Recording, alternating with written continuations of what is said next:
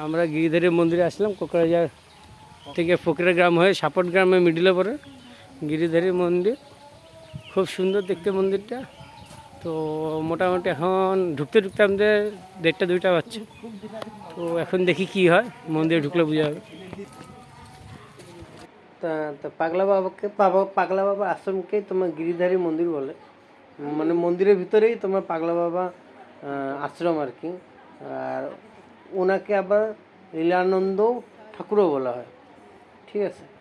আর তোমার মন্দিরের এই আরেকটা আমরা আশ্রমের ভিতরে ঢুকছি ফার্স্ট। এটা এই আশ্রমটা তোমার লীলা বাবা মন্দিরের একটা পাঠ, সেই পাঠে 24 ঘন্টা কীর্তন হয়, ঠিক। আর এই কীর্তন বিভিন্ন রকমের পাঠিয়ে করে। তো মোটামুটি আমরা এই এক পার্ট ঘুরলাম, ঘোরার পর এখান থেকে সেকেন্ড পার্টে যাব আর কি। সেকেন্ড পার্ট মানে তোমার আরও 3টা মন্দির, 3টা আর একটা গোশালা মন্দির। 3টা মানে একটা হনুমান মন্দির আছে, একটা শিব দুর্গা ঠাকুরের সব মন্দির, আর এটা হচ্ছে হনুমান মন্দির, ঠিক। আর এই হনুমান মন্দিরটা ঘোরার পর আমরা তার চারিপাশের কী কী জিনিস দেখা যায় এগুলো দেখলাম আর কি। ভালোই দেখতে, খারাপ না। তোমার চারদিকটা খুব সুন্দর। দেখো এখানে একটা ভক্ত যে প্রণাম দিচ্ছে, আর ইনি দেখো ইনি অফিস দেখাচ্ছে যে ভিআইপি রুম নিতে পারো। এটা ভিআইপি রুম, এগুলাতে রাধা কৃষ্ণের সাথে করে, রাধা কৃষ্ণের সবাই রুম নিয়ে থাকতে পারো। প্লাস এখানে রোববার করে তোমার লীলানাথ স্কুল আছে, যেটা এটা টিকিট দিয়ে ঢুকতে হবে, আমার স্কুল হয়।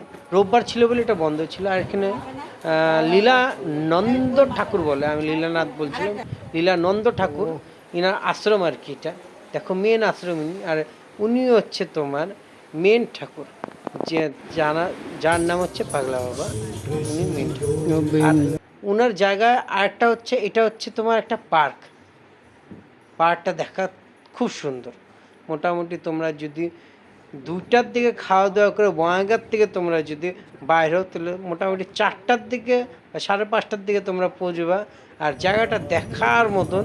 তোমার বিকালের দিকে বেশি সুন্দর লাগে। আমরা তো দুপুর দিয়ে গেলাম আর কি, তো অত পারফেক্ট না, কিন্তু হ্যাঁ শুনছি তোমার লাইট থাকে, আরও বেশি লাইটের কাজ হয়, দেখতে খুব সুন্দর। বিকাবেলার দিকে মোটামুটি সন্ধ্যার দিকে খুব সুন্দর হয়ে যায়। এটা হচ্ছে গিরিধারী মন্দির। এখানে দেখলাম তোমার এই যে তোমার এই যে এটা দেখতেছো, এটা সিঁড়ি।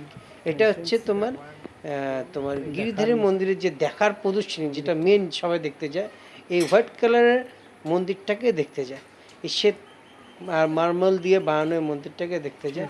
এটা সিঁড়ি উপর দিয়ে তুমি যাবা, আর ভিতরেরটা তোমার যেটা আছে ওই ঠাকুরকে দেখবা।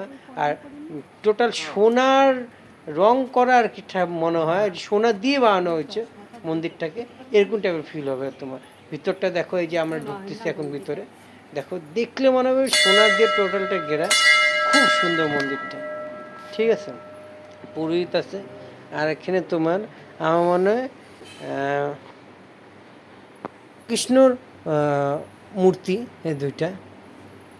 সবাই এইটাকে দেখতে আসে, বাইরের থেকেও মানুষ আসে। দেখো তোমার এখানে নেপাল থেকে মানুষ আসছে, ভুটান থেকে মানুষ আসে, তোমার দূর দূরান্তের থেকে মানুষ আসে এখানে দেখার জন্য। এই মন্দিরটা তোমার এখন তোমার ফ্রিতে দেখে নিচ্ছে, পরে তোমার টিকিট কাইটে দেখতে